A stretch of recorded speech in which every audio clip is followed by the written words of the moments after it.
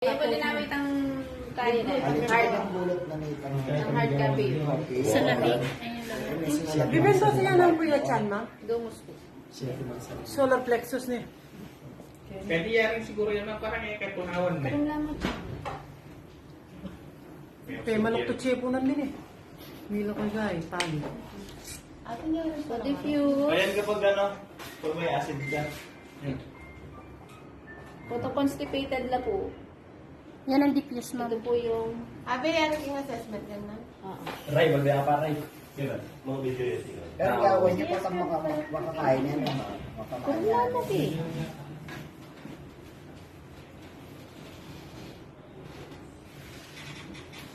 Wala, palupan niya may supply yung ocean oil. Kahit ka pwede na ang island. Paikot. Paikot lang po yan, no? Tempo pa. Ako na lang palang bigawang ka na.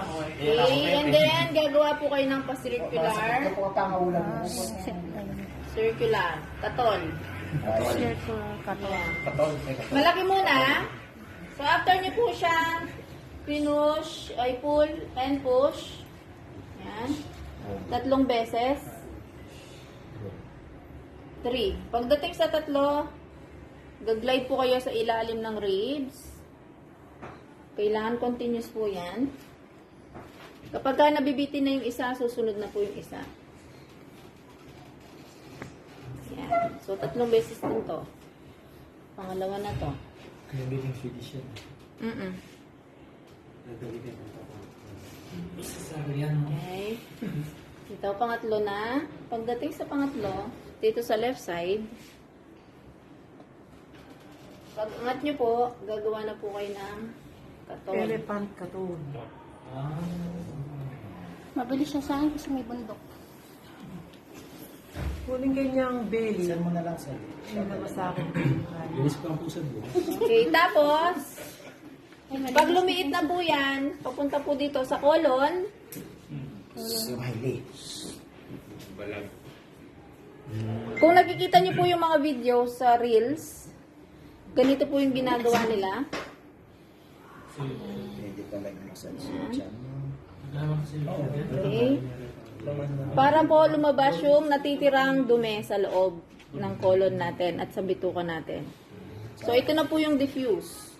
Cover natin siya. Sa yung right. Right. So, una po, sa right, lower quadrant.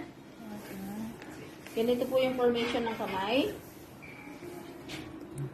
And then, upper right quadrant. And then, upper left. Tapos natin sa tapos. Ito po yung diffuse, ha? Okay. Lower left quadrant. So, yun po yung ating diffuse. Tapos end na. Kaya nakakatulong po siyang magpa-digest ng metabolism. Perfect. Okay? Kung constipated po kayo, maganda pong gawin yan para lumabas po ng maayos yung dumi sa tiyan. Okay,